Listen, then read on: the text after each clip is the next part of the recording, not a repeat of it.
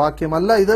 നേരെ മറിച്ചിട്ട് യേശുക്രിസ്തു ഇതൊന്നും ചെയ്യില്ലെന്ന് മാത്രമല്ല, ഈവൻ റെക്കമെൻഡ് പോലും ചെയ്യില്ല എന്നാണ് ഈ ഭാഗത്തിൽ നിന്നും നമ്മൾ മനസ്സിലാക്കേണ്ടത്. ഇനി രണ്ടാമത് അദ്ദേഹം വളരെ അത്ഭുതത്തോടുകൂടി ഉദ്ധരിച്ച ഭാഗം എന്ന് പറയുന്നത് സ്തേഫാനോസിന്റെ സംഭവമാണ്. അത് വളരെ രസകരമായ ഒരു ഭാഗമാണ്. യേശുക്രിസ്തുവിന്റെ ശിഷ്യഗണത്തിൽ നിന്നും ആദ്യമായി രക്തസാക്ഷിയായ സ്തേഫാനോസ്. ഈ സ്തേഫാനോസിനെ കൊല്ലുന്ന വേളയിൽ അദ്ദേഹം ദർശനം കൊണ്ട് അദ്ദേഹത്തിന് സ്വർഗം തുറന്നിരിക്കുന്നതായിട്ടും അതേപോലെ ദൈവത്തിന്റെ വലതുഭാഗത്ത് യേശുക്രിസ്തു നിൽക്കുന്നതായും അദ്ദേഹം കണ്ടു. അദ്ദേഹത്തിന് അങ്ങനെ ദർശനത്തിലൂടെ കണ്ടു. ആ സമയത്ത് അദ്ദേഹം എന്തു ചെയ്തു? അദ്ദേഹം പ്രാർത്ഥിച്ചു. ഇവിടെ ക്രൈസ്തവ മലയാളത്തിലേക്ക് ട്രാൻസ്ലേറ്റ് ചെയ്ത ആളുകൾ, ചില ട്രാൻസ്ലേഷൻ നടത്തിയ ആളുകൾ ചില തിരിമറികൾ നടത്തിയിട്ട് അവർ പറഞ്ഞു, മുട്ടുകുത്തിയിട്ട് അവർ എന്ത് ചെയ്തു?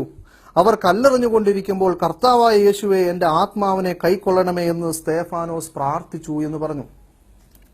യഥാർത്ഥത്തിൽ ഇത് കേൾക്കുമ്പോൾ ഇതിന്റെ യഥാർത്ഥ അർത്ഥം മൂലഭാഷയിൽ നിന്ന് നോക്കാത്ത ആളുകളെ സംബന്ധിച്ചിടത്തോളം അവർക്ക് നോക്കുമ്പോൾ സ്തേഫാനോസ് യേശുവിനോട് പ്രാർത്ഥിച്ചു എന്നാണ് അവിടെ കിടക്കുന്നത്.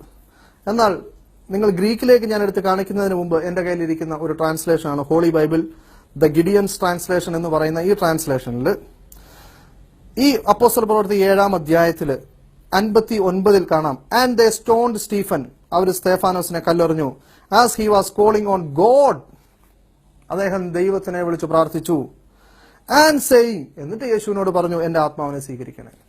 ദർശനത്തിൽ കണ്ട മുമ്പിൽ നിൽക്കുന്ന യേശു ക്രിസ്തുവിനോട് അദ്ദേഹം സംസാരിച്ചു എന്റെ ആത്മാവിനെ സ്വീകരിക്കണമേ. പക്ഷെ പ്രാർത്ഥിച്ചത് ആരോടാ? അവിടെ വ്യക്തമായിട്ട് എഴുതിയിട്ടുണ്ട്, as he was calling on God, അദ്ദേഹം വിളിച്ചു പ്രാർത്ഥിച്ചത് ദൈവത്തിനോടാണ്. അതിനുശേഷം യേശുക്രിസ്തുവിനോട് പറയുകയും ചെയ്തു, അല്ലാതെ പ്രാർത്ഥിച്ചത് യേശുക്രിസ്തുവിനോടല്ല. യേശുക്രിസ്തുവിനോടല്ല പ്രാർത്ഥിച്ചത്. ഇനിയും യേശുക്രിസ്തുവിനോട് സംസാരിച്ചതുകൊണ്ട് പ്രാർത്ഥനയാകുമോ? യേശുക്രിസ്തു രൂപാന്തരപ്പെട്ടു എന്ന് പറയുന്ന സമയത്ത് അവിടെ മോശയും ഏലിയാവും യേശുക്രിസ്തുവിന് മുമ്പിൽ പ്രത്യക്ഷപ്പെട്ടു എന്ന് കാണാം. അവിടെ ആ സമയത്ത് യേശുക്രിസ്തു മോശയോട് സംസാരിച്ചിട്ടുണ്ടാവും, ആ സമയത്ത് ഏലിയാവിനോട് സംസാരിച്ചിട്ടുണ്ടാവും. കാരണം ദർശനത്തിൽ മുമ്പിൽ വന്ന് നിൽക്കുകയാണ്. ആ ആളുകളോട് നേരിട്ട് പറയുന്ന കാര്യങ്ങളെ പ്രാർത്ഥനയായിട്ട് ആരും കൂട്ടാറില്ല.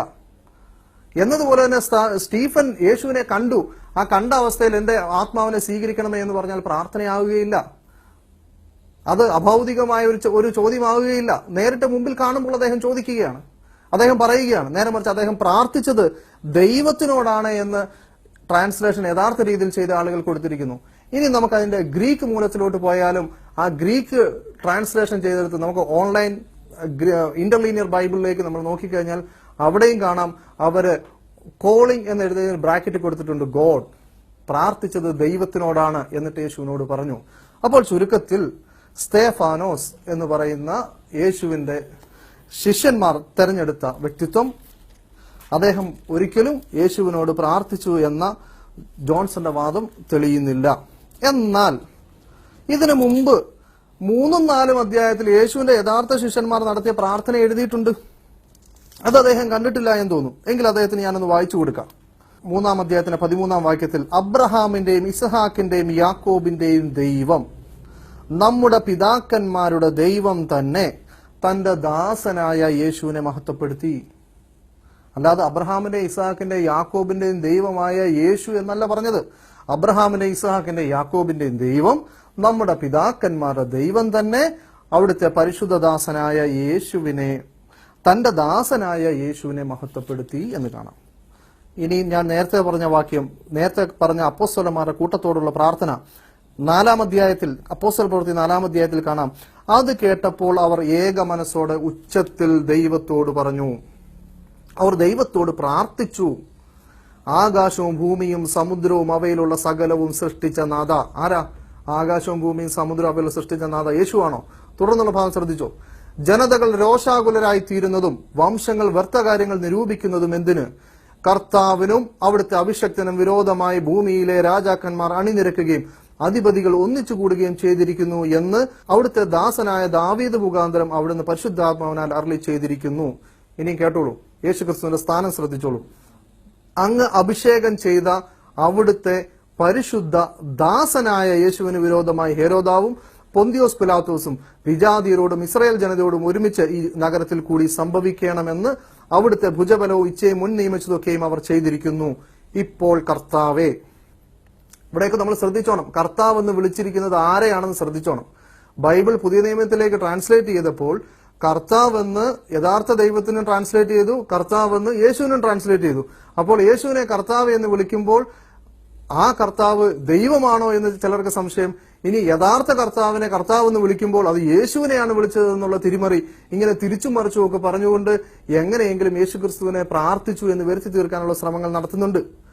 ഇവിടെ കേട്ടോണം, ഇപ്പോൾ കർത്താവേ, അത് യേശുവിനെയാണോ? ശ്രദ്ധിച്ചോ, അവരുടെ ഭീഷണികൾ നോക്കണമേ, അങ്ങയുടെ വചനം പൂർണ്ണ ധൈര്യത്തോടെ പ്രസ്താവിക്കാൻ അവിടുത്തെ ദാസരെ ബലപ്പെടുത്തണമേ, അവിടുത്തെ പരിശുദ്ധ ദാസനായ യേശുവിന്റെ നാമത്തിൽ സൗഖ്യം വരുത്തുവാനും അടയാളങ്ങളും അത്ഭുതങ്ങളും പ്രവർത്തിക്കുവാനും അവിടുത്തെ കൈനീട്ടണമേ.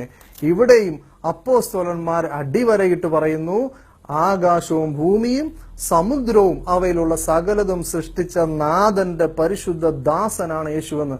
എന്താണ് നിങ്ങൾക്ക് പറയാനുള്ളത്? യേശുക്രിസ്തു പഠിപ്പിച്ചതിൽ നിന്നും അപ്പോസ്തലന്മാർ ഏത് രീതിയിൽ മനസ്സിലാക്കി എന്നാണ് ഇവിടെ നിന്ന് നിങ്ങൾ ഗ്രഹിക്കുന്നത്? വളരെ കൃത്യമല്ലേ? അങ്ങോട്ടും ഇങ്ങോട്ടും ഒരു ട്രാൻസ്ലേഷന്റെ പ്രശ്നവും ഇതിനകത്ത് വരുന്നില്ല.